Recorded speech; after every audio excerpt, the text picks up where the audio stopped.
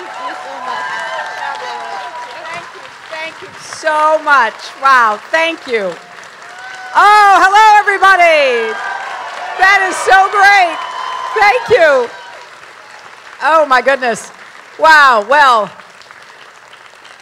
after that rousing speech, I think I should just say thank you and go home. But I won't.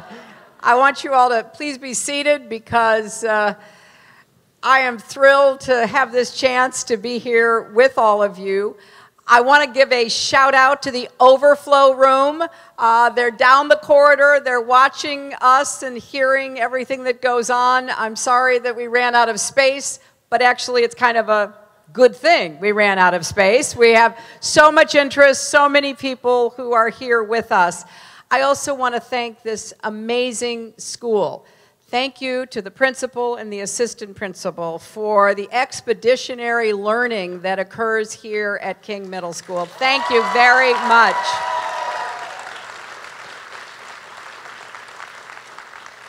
Well, this is my inaugural visit to Maine to get us organized for the caucus, to lead the way to carrying Maine in the 2016 election and putting a Democrat back in the White House.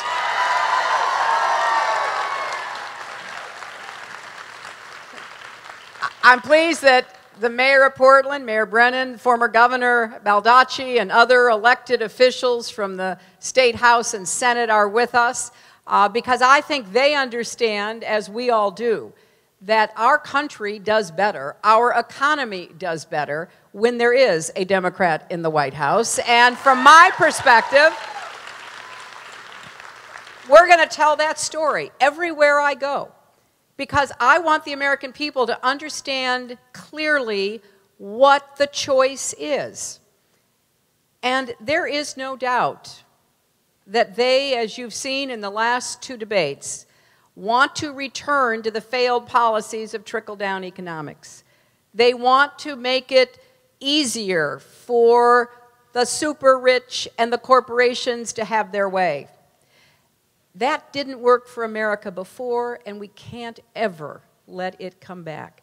We can't let the hard work that has been done by President Obama be ripped away. If you look at the last 35 years, we've had 5 presidents. 3 Republicans and 2 Democrats. And it's inconvenient for the Republicans to hear this, but Bill Clinton and Barack Obama inherited big problems from their Republican predecessors, and they had to fix what they found.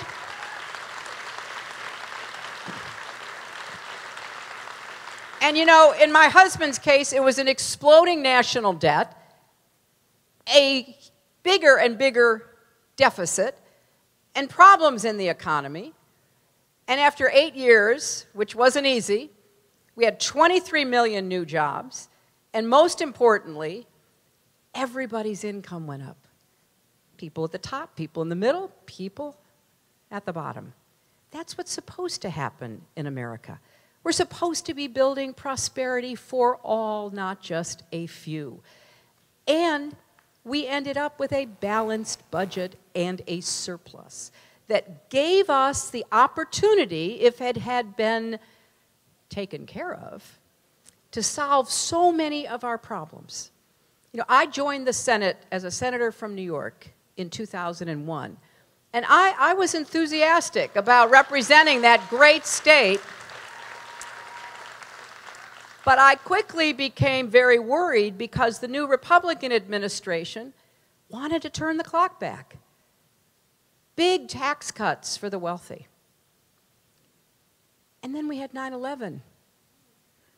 And we needed to pull together as a nation, which we did. And we needed to rebuild the Pentagon. We needed to rebuild New York. We needed to take care of our security. And the Bush administration cut taxes again. Then 2 wars, which they refused to pay for. The first time in American history that a president did not ask for money to pay for the wars that were being waged. They took their eye off the financial market, took their eye off the mortgage market. And you know what happened. You know, shortly after the '08 election, President Obama, President-elect Obama then, called and asked me to come see him in Chicago. I didn't know why. Turns out he wanted to ask me to be Secretary of State. But when I got there, what he wanted to talk about first was what a dangerous economic situation we found ourselves in. Because as bad as it was, it could have gotten worse. We were losing 800,000 jobs a month. People were losing their homes, their businesses, their hope. And the president-elect said to me, look, we've got problems around the world, and we've got real problems here at home.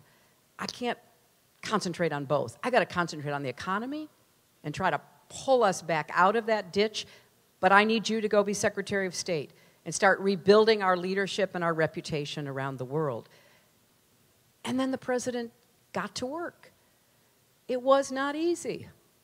And I don't think President Obama gets the credit he deserves for preventing us from falling further down and helping to begin to lift us out.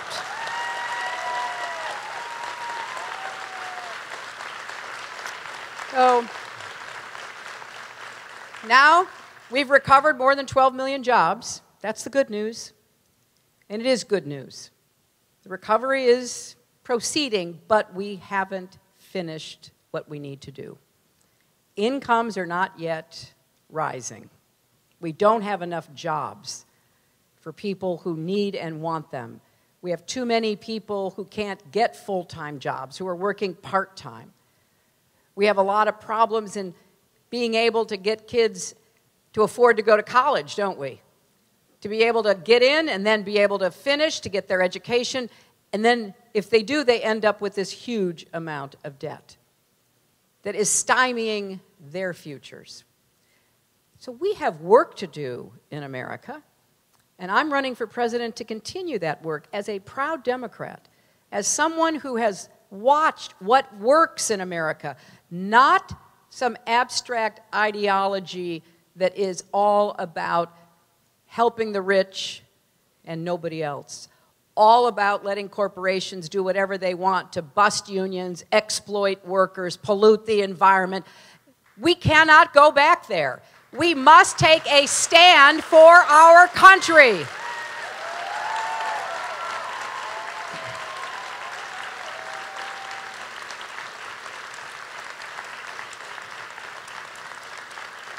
Yes, I will. I said I'm going to be talking about that. So, if it'll be soon. Just sit down. It'll be soon. Because I do care deeply that we combat climate change. And how are we going to combat climate change? By creating millions of clean energy jobs and millions of new jobs and businesses that will help us combat climate change and put Americans back to work. That's the kind of common sense solution that we know we can achieve once we set some goals. Now, if you've watched the two debates, you're blocking people, please. What I have said is you will hear from me shortly, and you will. But you're not going to hear from me today. So don't interfere with other people being able to participate, okay?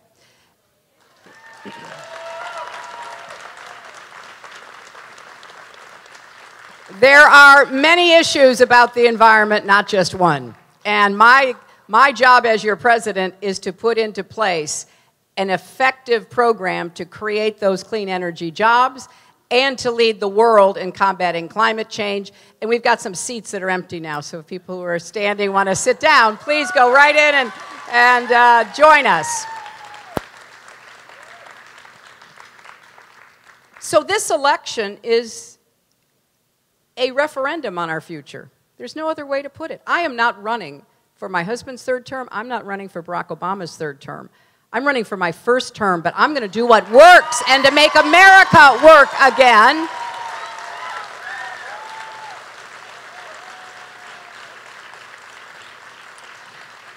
And that's why I'm rolling out policies. Now, I've got a very strong agenda about how we can do more on growth, more on fair growth, more on long-term growth. And here are some of the things. Obviously, we need to raise the minimum wage. It is not possible to support a family on full-time work on the minimum wage. Absolutely a disgrace to let people have that kind of advantage. We need to close more loopholes and get rid of deductions that don't help the economy, but just give advantages to those who are in the financial services industry. We need to make sure we have equal pay for equal work because women have to be equal participants in the economy.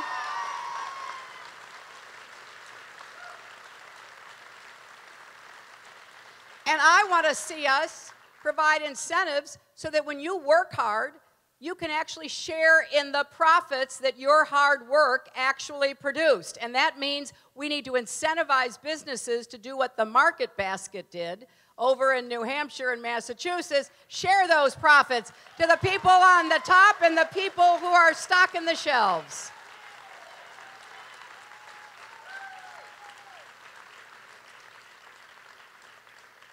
I think we can raise incomes again, which is the single most important issue, because people have to feel that their hard work is being rewarded.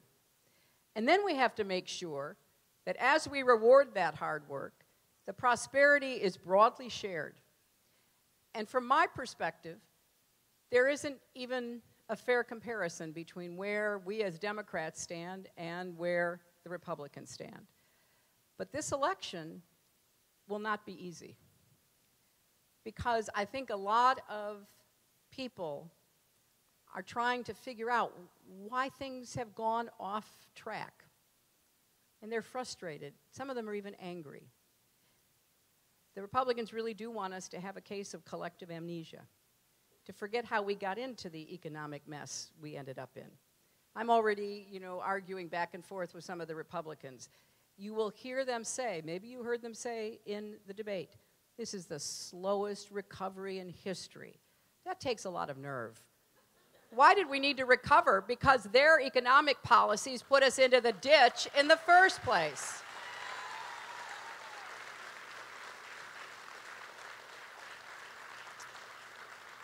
And I want to say a word about organized labor. Unions help to build the middle class in America. And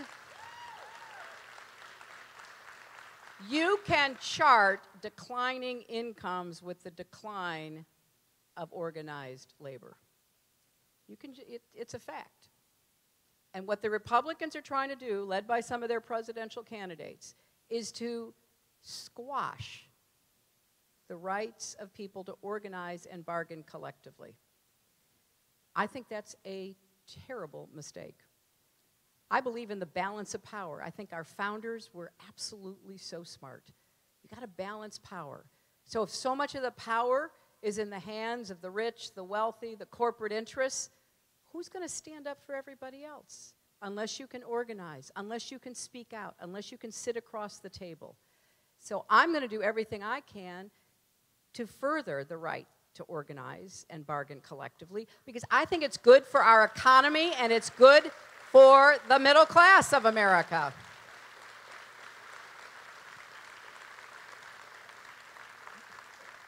Per capita, the highest wages in the advanced world are in Germany, right? They are highly organized. And they also do something that I want to see us do more of. They do apprentices and other programs to better prepare young people to have successful work lives. I've said I will offer a tax credit to companies that pay for apprenticeships. I want to get that tradition started in America. I want more young people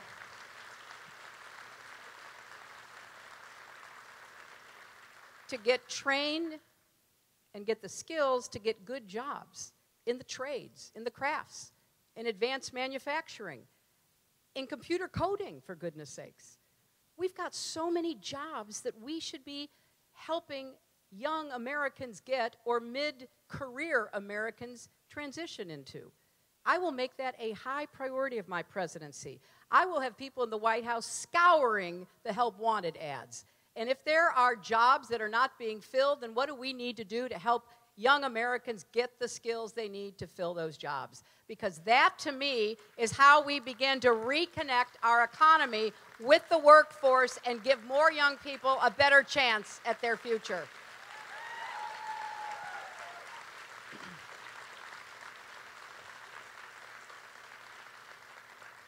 And going back to climate change for a minute, I think we need to set some big goals.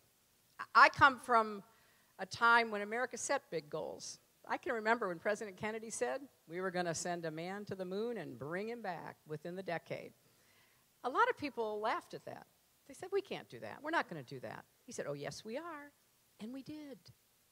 Our businesses, our government, our great universities, inventors, people with creative ideas, our astronauts, everybody got together. Well, here are some goals I think we should set. By the end of my first term, I want us to have installed 500 million more solar panels. And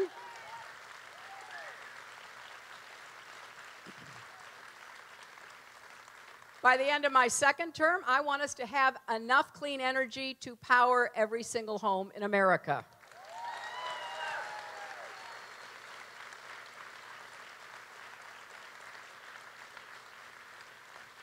You know, sometimes after I say that, people say, well, how are we going to do that?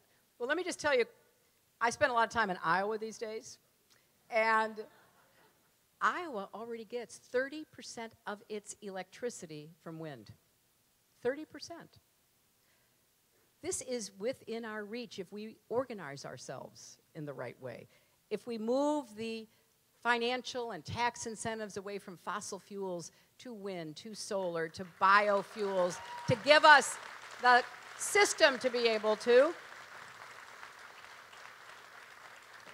And I'm very excited about this because I know that if we as a nation decide we're going to do it, we will get it done. I also know that when it comes to education, we need more schools like this school. We need more schools that excite the learning of young people. I met a young man, Cooper, who did a project on me, which I gave an A+ to. I love to see that look in a kid's eye, that this is an exciting place to be in school. And we're learning because we have teachers that are really pushing us and stimulating us. I want that for every one of our kids in every one of our schools. But I believe you've got to start in the early years, 0 to 5. We need early childhood education and universal pre-kindergarten.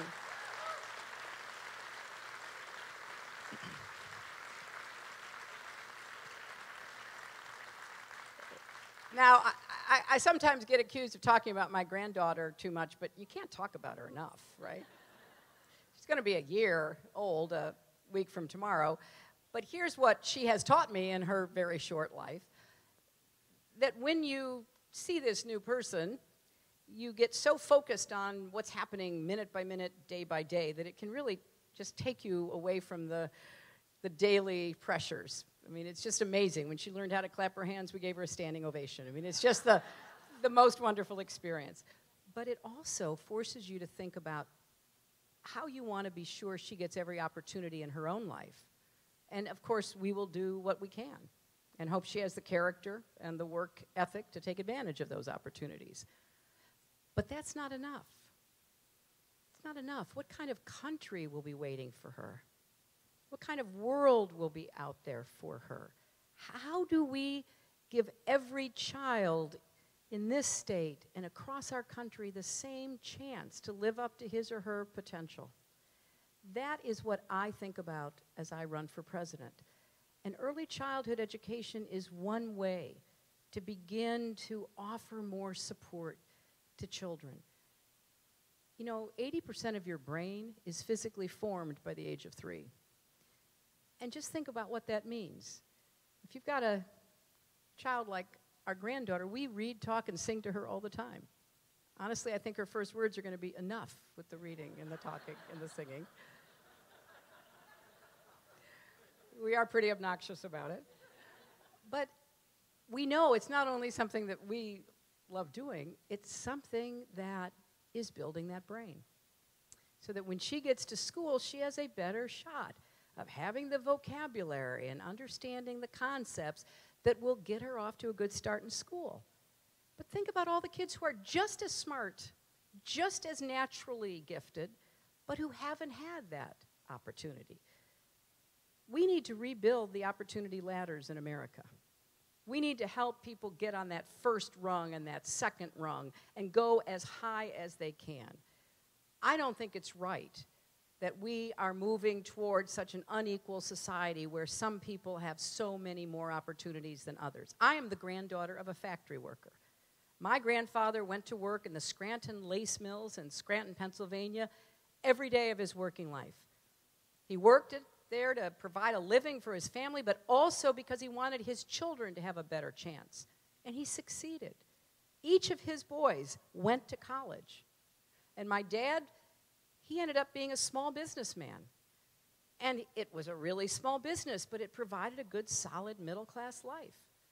My mom had a totally different experience. She was rejected and abandoned by her parents and her grandparents. And by the age of 14, she was out working as a housemaid in somebody else's home. She had so many of the odds stacked against her, but I'll tell you what made a difference. People were kind to her. I asked her, as I grew older, and I realized that she had such a miserable life, so different from the one she gave to me. How did she not become bitter, break down? She said, because at critical moments, somebody showed me that I mattered. And she talked about that first grade teacher.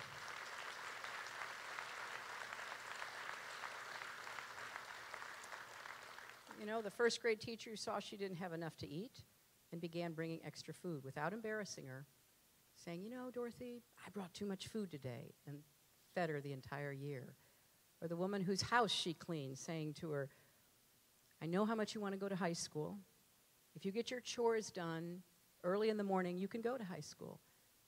You know, that may sound harsh today, but to my mother it was a gift. So she got up early, she got her chores done, she ran to high school, she did her classes, and she ran back to do the rest of her work.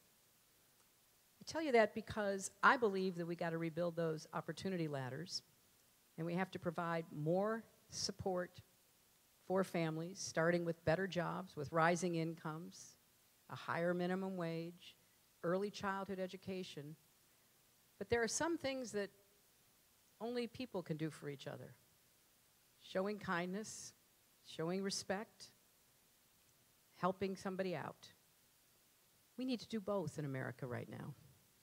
We've got too much anger, too much mean-spiritedness, too many insults in our political system, too many people acting like they have all the answers when nobody does. That's why we have to work together. That's the whole idea behind our democracy.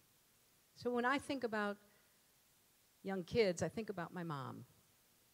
And I think about what we need to do to help more young kids get that same chance. And then I think about how when kids get older, they deserve a chance to go to college. They deserve a chance to go as far as their hard work and ambition will take them, and too many are being shut out because of the cost. And then when they get out, they can't pay their debts. They struggle. I was with a young woman today at the University of New Hampshire. Her dream is to be a teacher, teach social studies in middle or high school. She's got so much debt. She's living at home. Thankfully, the Affordable Care Act lets her get health insurance because that's one of the provisions for young people up to the age of 26.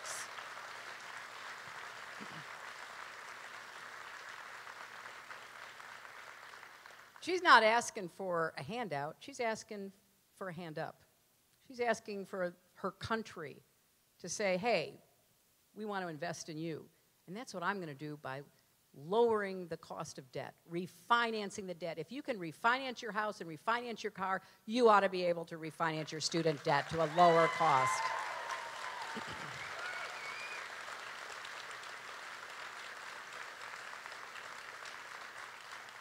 And I loved it when I mentioned the Affordable Care Act, and some of you cheered. Thank you so much, because we've only been trying to get that done for more than 70 years, and it's a great accomplishment.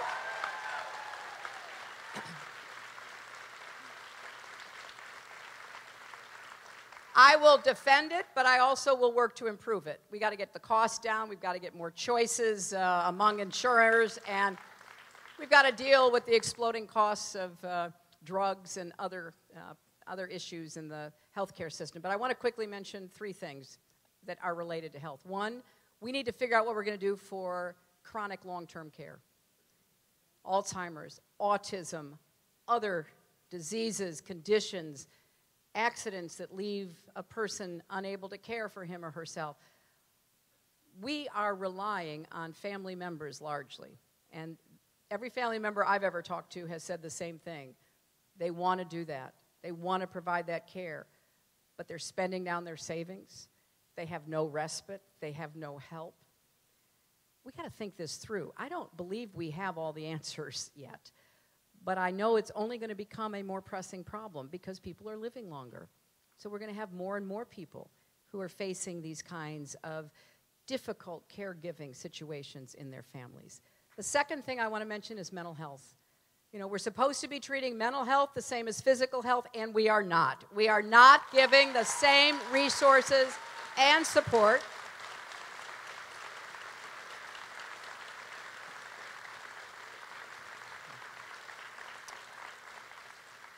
It's just not right.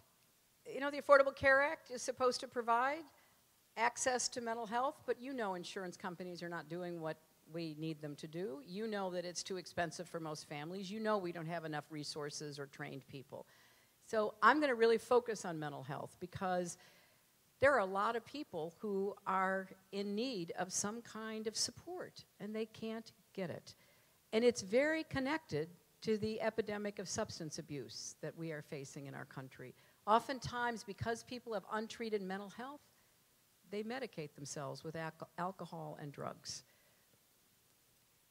I did not think I'd be talking about substance abuse in my presidential campaign until I started campaigning. Everywhere I went, people said to me, what are you going to do about the heroin epidemic, about the opioids, about meth? And all of a sudden, everywhere I went, I kept hearing about it and the stories that people were telling me. So I have rolled out a substance abuse agenda where the federal government would partner with local governments and communities to try to provide more support. Yesterday in Laconia, New Hampshire, I had a town hall. It was packed, 700 plus people, all about substance abuse. That was the subject. Because in New Hampshire, at least, heroin is killing people. Hundreds of people. And in our country, we've had more deaths by overdoses in 2013 than we did by car accidents. We need prevention. We need treatment. We need a different model of law enforcement. We need to make sure law enforcement is equipped with Narcan and Naloxone so that they can help stop overdoses and prevent deaths.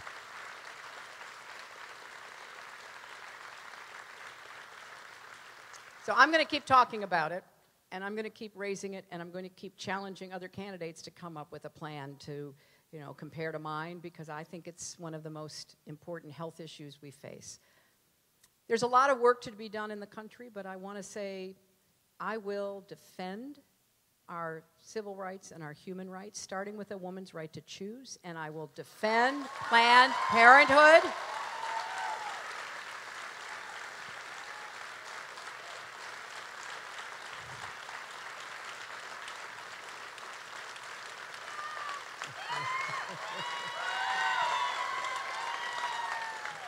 You know,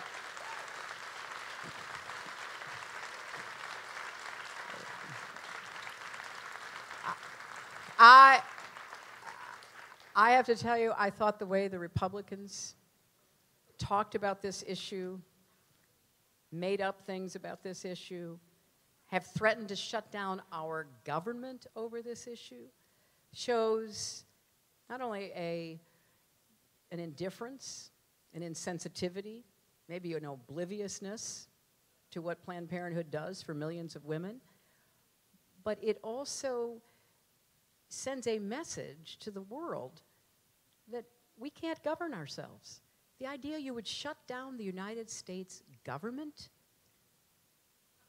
over Planned Parenthood, which does not use federal dollars to provide abortions, whose the vast majority of whose settings provide cancer screenings and family planning and contraceptives.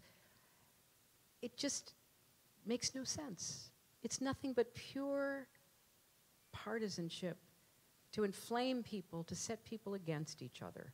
We have had enough of that, and we must stand up to it, and we must make it clear we will not tolerate that kind of political posturing.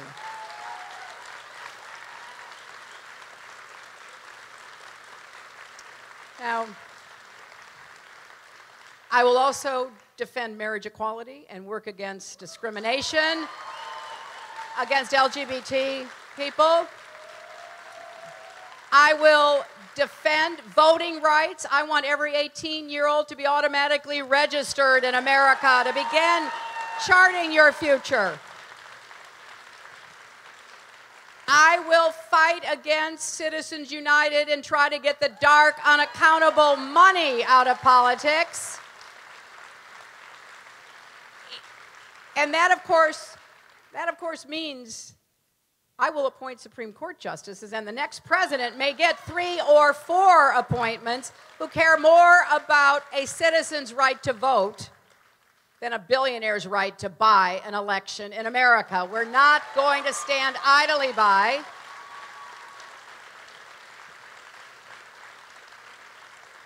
I'll even promote a constitutional amendment if that's the only way to reverse this Supreme Court decision, because I think it is so corrupting and pernicious. I will continue to support comprehensive immigration reform. I will support criminal justice reform. I will move against the era of mass incarceration and take low-level nonviolent offenders out of our prison system and give them alternatives.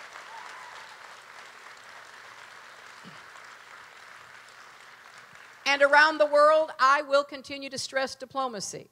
You know, I did write a book about my 4 years as Secretary of State. And I noticed from time to time the Republicans say things like, well, I don't know what she was doing. Well, I'm thinking of sending them all a copy of my book. What do you think, huh? But among the many things I learned is there is no substitute for diplomacy. As hard as it is, as frustrating as it is, you just have to get up every day and keep working on it. I put together the coalition of nations that led to the sanctions against Iran. It was very hard work to get the Russians on board, to get the Chinese on board. And it took hour after hour of meeting and phone call and travel around the world to go to the capitals, to sit down, to make the case. But we finally got it done. And then I had to travel around the world enforcing it, convincing countries that were hungry for oil and gas not to buy it from the Iranians. And then finally the Iranian tankers were literally rusting in their ports, and they said, you know, we better start talking. It didn't happen overnight. I negotiated a ceasefire between Israel and Hamas in November of 2012. I went shuttling back and forth between Jerusalem and the Palestinians and Cairo, where I negotiated with the Muslim Brotherhood president, President Morsi. It wasn't easy. It had to be done very delicately so that people were willing to take that leap, especially Hamas, pushed by the Egyptians, to stop raining rockets onto Israel. I appreciate the mention of clean cook stoves because not everything you do are big headlines. I realize that the 4th leading cause of death in the world are respiratory illnesses from breathing in the smoke and the pollution from small cook stoves. The 4th leading cause of death. And who are most of the victims? Women and children, because who's cooking the food? Who's fetching the firewood? Who's starting the fire? Who's standing there and stirring the pot? Women and children. I said, you know, while we're fighting over climate change and while the president's pushing forward, let's try to figure out what we can do on the ground to change the environment, to get the pollutants from soot and dark carbon and methane out of the atmosphere. I led the way in working with the Arctic nations. Because I'll tell you, that's where a lot of the conflict over resources is going to take place. I'm against drilling in the Arctic. I think it's a mistake. I don't believe we should do it. But we don't have the biggest territory on the Arctic. Countries like Russia and Canada, Denmark, Greenland. So we have to convince other people to go along with us. And then I'll tell you, the last story I'll tell you is when I became Secretary of State, all of you, the American taxpayers, were paying for medicines to treat people with HIV around the world.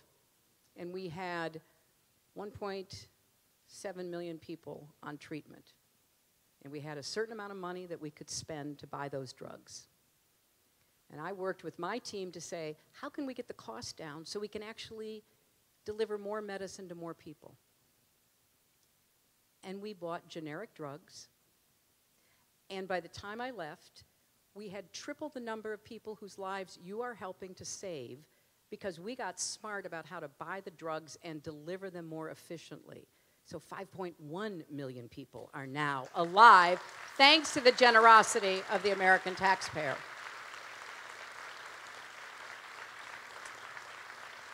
So I'm excited about what we can do together. I have no illusions about how hard this is. This is going to be a tough campaign, and I need each and every one of you. Thank you for coming today, but now I really need you to volunteer, to be part of the organization we're putting together in Maine, to talk to more friends and colleagues, to come out and caucus. I really want to put together an agenda for the future around which we organize, because that will then give us a platform not only to win the election, but to govern. That's why I'm laying out these policies. You know, a lot of the people running, they just give you the top lines. I love the idea, I'm going to build the wall, I'll tell you how later, you know. Okay. We're going to deport 11 or 12 million people? I can get it done. Oh, okay. Come on. You know, eventually everybody's going to say, wait a minute. You know, the American electorate is savvy. We've been around a long time because we sort out all of these different claims and accusations, and we then decide what kind of future we're willing to bet on by who we vote for. So that's why I need you. I need you as my allies, my volunteers, my ambassadors, to stand with me as we put together a campaign that stands for America. Because at the end of the day, it really is all about, for me, my mother, who inspires me every single day. You know, people say to me, oh my gosh, how can you take it? Well, because my mother took it. And my mother basically said, you know, when you're knocked down, you get back up. That's what I believe about our country. When we get knocked around, we have to pull ourselves together and stand up straight and keep walking forward. And I do it because of my granddaughter. Because I do not believe that my granddaughter should have any more of a chance to live up to her dreams in America than anybody else. You should not have to be the granddaughter of a former president to achieve your hopes and dreams in America. You should be able to be the granddaughter of a factory worker like me, or the grandson of a truck driver, the grandchild of any American who should have the same chance to live up to his or her God-given potential. That's what this campaign is about. Thank you all very, very much.